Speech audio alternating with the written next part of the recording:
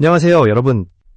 드디어 트롯의 계절이 돌아왔습니다. 대한민국을 다시 한번 뜨겁게 달구고 있는 미스트롯사의 첫 방송. 그 시작부터 왜 모두가 주목했는지 오늘 이 영상에서 핵심만 짚어드립니다.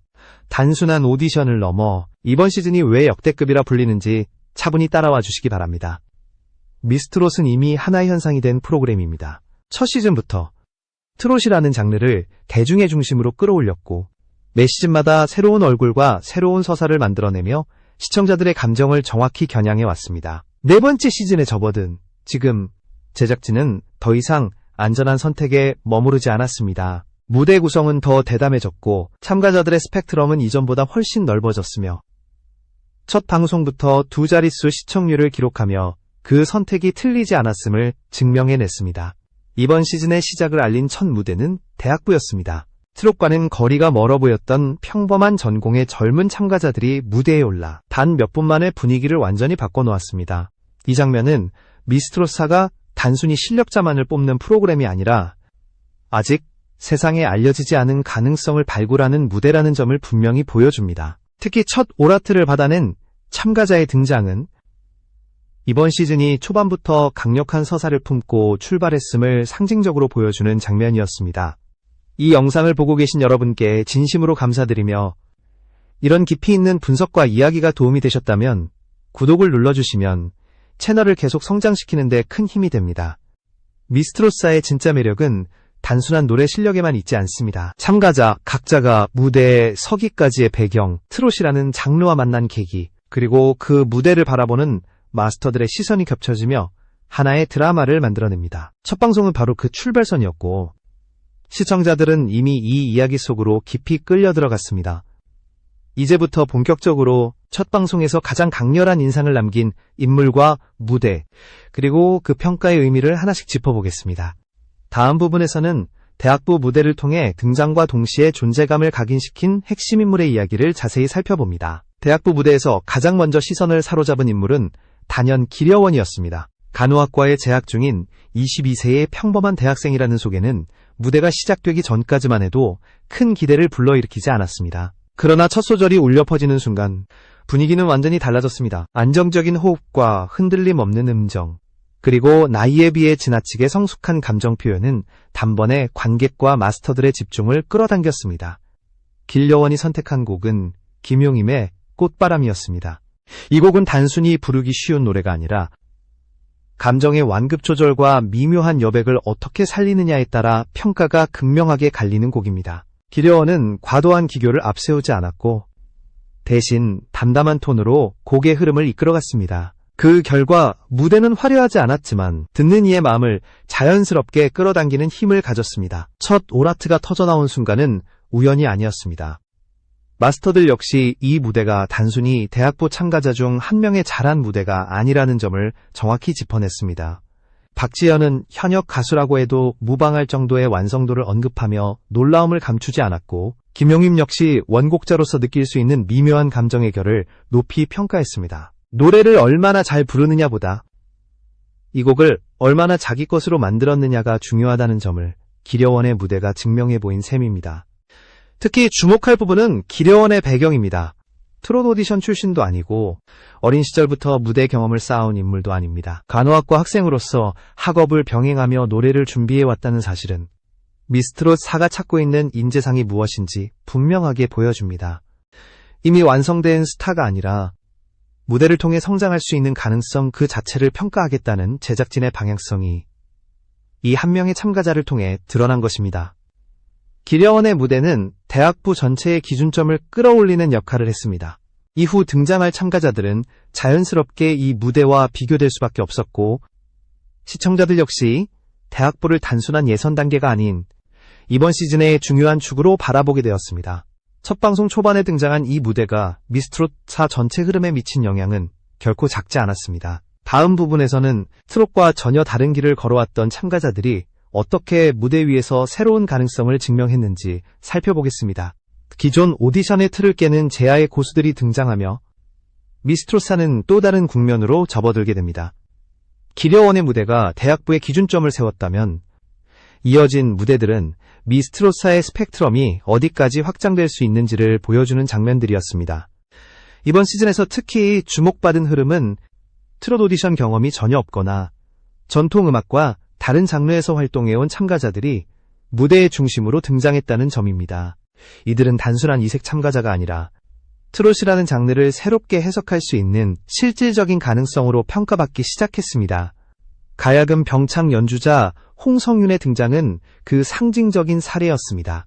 홍성윤은 만개를 선곡해 가야금 연주와 노래를 동시에 선보였는데 이는 트롯 무대에서는 쉽게 보기 어려운 구성입니다. 전통 국악의 호흡과 트롯 특유의 감정선이 충돌하지 않고 자연스럽게 어우러지면서 노래는 기존 버전과는 전혀 다른 색을 띠게 되었습니다. 관객들은 익숙한 멜로디 속에서 낯선 울림을 경험했고 이 낯섰은 거부감이 아니라 신선함으로 받아들여졌습니다. 마스터들의 반응 역시 인상적이었습니다. 국악이라는 배경이 트롯과 어울리지 않을 것이라는 선입견은 무대가 끝나기도 전에 무너졌습니다. 김용빈은 이런 인재를 무대로 이끌어낸 것 자체가 큰 의미가 있다고 평가했고 안성우는 가야금보다 목소리가 더 강력한 악기처럼 느껴졌다는 표현으로 홍성윤의 보컬을 높이 평가했습니다. 이는 단순한 칭찬이 아니라 장르를 넘어선 경쟁력이 충분하다는 공식적인 인정에 가까웠습니다. 이어 등장한 허세롬의 무대는 또 다른 방향의 확장을 보여주었습니다. 허세롬은 생황이라는 다소 생소한 전통 관악기를 들고 무대에 올랐습니다. 생황은 관악기 중에서도 화음을 낼 수 있는 독특한 구조를 지닌 악기인데 이 특성이 트롯의 멜로디와 결합되면서 예상 밖의 효과를 만들어냈습니다. 노래는 전통과 현대의 경계를 오가며 전개됐고 허세롬은 자신만의 해석으로 무대를 채워나갔습니다. 이 무대들이 가진 공통점은 단 하나입니다. 트롯을 바꾸려 들지 않았다는 점입니다. 이들은 트롯을 다른 장르로 덮어 씌우지 않았고 대신 자신이 걸어온 음악의 길을 트롯 안으로 자연스럽게 끌어들였습니다. 그 결과 무대는 실험적이었지만 억지스럽지 않았고 미스트롯사라는 프로그램이 지향하는 방향성과 정확히 맞아떨어졌습니다. 제야의 고수들이 보여준 이 흐름은 미스트롯사가 단순히 노래 잘하는 사람을 찾는 오디션이 아니라는 사실을 다시 한번 분명히 했습니다. 장르의 경계를 허물되 중심은 흔들리지 않는 것. 바로 그 지점에서 이번 시즌은 이전과 다른 무게감을 가지게 됩니다. 다음 부분에서는 이러한 무대들이 프로그램 전체에 어떤 변화를 가져왔는지 그리고 미스트롯사가 왜 차별화된 시즌으로 평가받는지 구체적으로 살펴보겠습니다. 제야의 고수들이 만들어낸 흐름은 미스트롯사의 성격 자체를 한 단계에 끌어올리는 역할을 했습니다. 이전 시즌들에서도 다양한 배경의 참가자들이 등장했지만 이번 시즌에서는 그 비중과 완성도가 확연히 달라졌습니다. 단순히 이색적인 캐릭터를 보여주기 위한 장치가 아니라 무대 그 자체로 경쟁력이 있는 참가자들이 전면에 등장하면서 프로그램의 긴장감이 자연스럽게 높아졌습니다. 이 변화는 무대 구성 방식에서도 분명하게 드러납니다. 참가자들은 더 이상 트롯의 정형화된 창법과 감정선에만 의존하지 않습니다.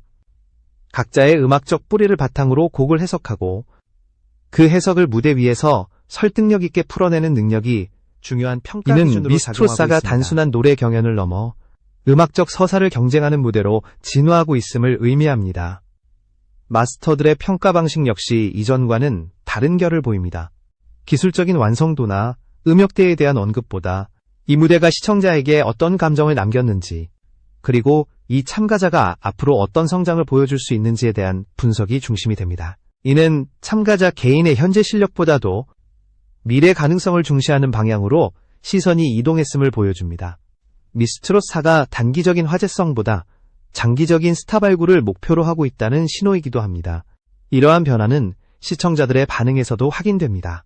첫 방송 이후 온라인과 커뮤니티에서는 특정 무대의 화려함보다 참가자 개개인의 배경과 이야기에 대한 관심이 더 크게 나타났습니다. 누가 가장 잘 불렀는가 보다 누가 가장 인상적인 서사를 만들어냈는가가 화제의 중심이 된 것입니다. 이는 프로그램이 의도한 방향성과 시청자들의 기대가 정확히 맞물리고 있다는 증거입니다. 미스트롯사는 이 지점에서 기존 오디션 프로그램들과 분명한 선을 긋습니다. 경쟁은 여전히 치열하지만 그 경쟁의 방식이 단순한 탈락 구조에 머무르지 않습니다. 각 무대는 다음 단계로 이어지는 이야기의 일부가 되고 참가자들은 하나의 캐릭터가 아니라 성장하는 인물로 그려집니다. 이 흐름이 계속 이어진다면 이번 시즌은 단순히 높은 시청률을 기록한 시즌이 아니라 트롯 오디션의 새로운 기준을 제시한 시즌으로 기억될 가능성이 큽니다. 다음 부분에서는 미스트롯4가 첫 방송부터 기록한 시청률과 그 의미를 짚어보며 이 프로그램이 현재 한국 방송 시장에서 어떤 위치를 차지하고 있는지 분석해보겠습니다. 미스트롯4가 첫 방송부터 남긴 수치는 단순한 기록 이상의 의미를 갖습니다. 첫 회 시청률 10%를 넘어 최고 시청률 11% 이상을 기록했다는 사실은 이미 포화 상태에 가까운 지상파와 종편 예능 시장에서 매우 이례적인 성과입니다. 더 주목할 점은 동시간대 경쟁 프로그램을 모두 제치고 전 채널 1위를 차지했다는 부분입니다. 이는 특정 팬층의 지지에만 의존한 결과가 아니라 폭넓은 시청자층이 동시에 반응했다는 뜻으로 해석할 수 있습니다. 이러한 성과의 배경에는 미스트롯이라는 브랜드가 쌓아온 신뢰가 자리하고 있습니다. 시청자들은 이미 이 프로그램이 어떤 완성도의 무대를 제공할지, 어떤 방식으로 참가자들을 성장시킬지에 대해 일정 수준 이상의 기대를 가지고 있습니다. 미스트롯4는 그 기대를 배반하지 않았고 오히려 첫 방송에서부터 이전 시즌을 뛰어넘겠다는 의지를 분명히 드러냈습니다. 안전한 구성보다 과감한 선택을 택했고 그 선택이 곧바로 수치로 이어졌습니다. 시청률의 흐름을 보면 더 흥미로운 지점이 드러납니다. 단순히 첫 회의 화제성으로 치솟았다가 급격히 떨어지는 패턴이 아니라 방송 중반 이후에도 꾸준히 상승 곡선을 그렸다는 점입니다. 이는 시청자들이 채널을 돌리다 우연히 머문 것이 아니라 프로그램의 흐름에 자연스럽게 몰입했다는 의미입니다. 참가자들의 무대와 마스터들의 평가가 끊임없이 다음 장면을 기대하게 만들었고 그 긴장감이 시청을 지속하게 했습니다. 미스트롯4의 성과는 프로그램 하나의 성공으로만 보기 어렵습니다. 이는 트롯이라는 장르가 여전히 강력한 대중성을 유지하고 있으며 그 안에서도 새로운 변화를 받아들일 준비가 되어 있다는 신호입니다. 전통과 익숙함에 머무르지 않고 새로운 얼굴과 새로운 해석을 과감히 전면에 내세웠을 때 시청자들이 어떻게 반응하는지를 이번 시즌이 명확하게 보여주고 있습니다. 이제 미스트롯4는 단순히 높은 시청률을 기록한 오디션 프로그램이 아니라 현재 한국 예능 시장에서 가장 영향력 있는 콘텐츠 중 하나로 자리 잡았습니다. 다음 부분에서는 이러한 흐름의 중심에 서 있는 마스터 라인업을 분석하며 왜 이번 시즌의 심사 구성이 역대급으로 평가받는지 미스트롯4의 완성도를 결정짓는 또 하나의 축은 단연 마스터 라인업입니다. 이번 시즌의 심사 구성은 단순히 화려하다는 표현으로는 설명이 부족할 정도로 계산된 선택의 결과입니다. 역대 미스트롯 우승자들이 한자리에 모였다는 사실만으로도 상징성은 충분했지만 여기에 전혀 다른 분야의 인물들이 더해지면서 심사의 시선은 한층 입체적으로 확장됐습니다. 송가인, 양지은, 정서주로 이어지는 우승자 라인은 트롯 오디션이 어떤 과정을 거쳐 스타를 만들어내는지 직접 경험한 인물들입니다.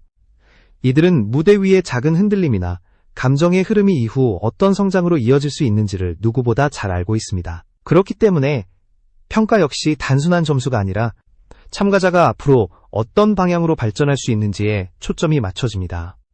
이는 참가자들에게는 부담이면서도 동시에 가장 현실적인 조언이 됩니다. 여기에 박세리의 합류는 이번 시즌의 성격을 상징적으로 보여주는 장면이었습니다. 음악 전문가가 아닌 인물이 왜 마스터로 앉아있느냐는 질문은 자연스럽게 따라붙었지만 그 질문 자체가 미스트롯4의 의도를 드러냅니다.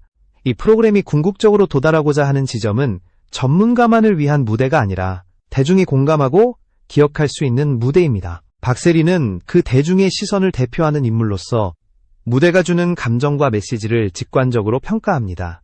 이경규와 모니카의 존재 역시 같은 맥락에서 이해할 수 있습니다. 예능과 퍼포먼스라는 서로 다른 영역에서 오랜 경험을 쌓아온 이들은 무대의 완성도를 전혀 다른 각도에서 바라봅니다. 노래가 얼마나 정확한가 보다 그 무대가 얼마나 설득력 있게 전달되는지를 중요하게 평가하는 시선은 참가자들에게 새로운 기준을 제시합니다.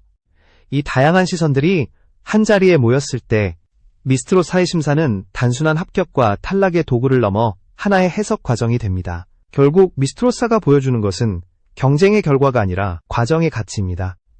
첫 방송에서 확인된 높은 시청률, 대학부와 제야의 고수들이 만들어낸 서사, 그리고 입체적인 마스터 라인업은 모두 하나의 방향을 가리키고 있습니다. 이 시즌은 이미 시작부터 완성도를 증명했고 앞으로의 전개는 그 기대를 얼마나 꾸준히 충족시킬 수 있느냐에 달려 있습니다. 미스트롯4는 지금 이 순간에도 단순한 오디션을 넘어 트롯이라는 장르의 다음 장을 써내려가고 있습니다.